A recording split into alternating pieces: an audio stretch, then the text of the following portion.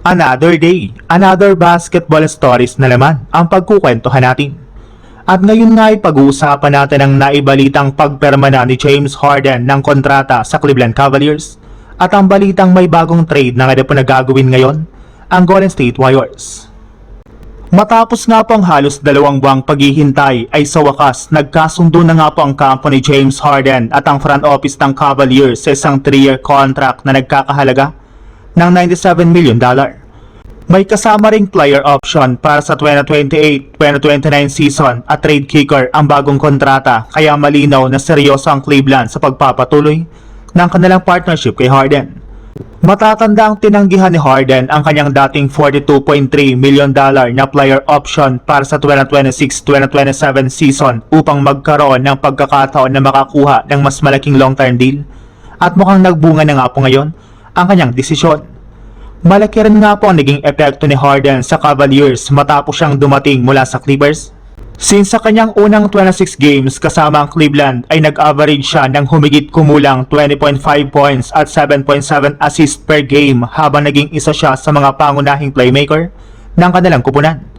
At hindi lang regular season ang naging mahalaga para kay Harden, nakatulong siya sa Cavaliers na makarating hanggang Eastern Conference Finals. Kaya naman nais ng Cleveland na panatilihin ang kanyang veteran leadership at offensive skills. Ngayon mas lalong nagiging interesante ang magiging lineup ng Cavaliers kasama sina Donovan Mitchell, Evan Mobley, Jarrett Allen, Peyton Watson at James Harden, gayong mayroon ng kombinasyon ang Cleveland ng scoring, defense, rebounding at playmaking. Para kay Harden, isa itong bagong pagkakataon upang muling patunayan na kaya pa niyang maging isang malaking bahagi ng isang championship contender. At para naman sa Cavaliers, malaking investment ang $97 million para sa isang veteranong guard na inaasahang magiging malaking bahagi ng kanilang title hopes.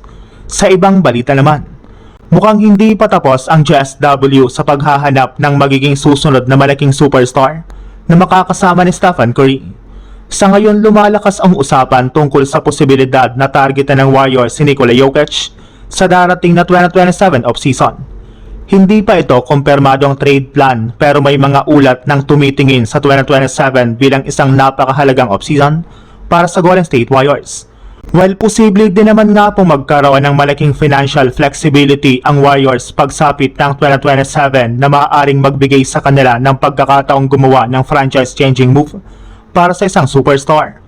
Ang 3-time MVP nga po ay papasok na naman sa darating na 2026-2027 season na may player option.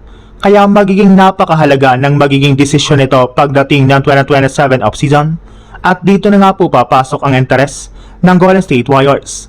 Kung sakaling hindi matuloy ang pananatili ni Jokic sa Denver at maging available siya sa trade market, maaaring subukan ng Golden State na gumawa ng isang blockbuster trade para makuha dito ang Serbian superstar.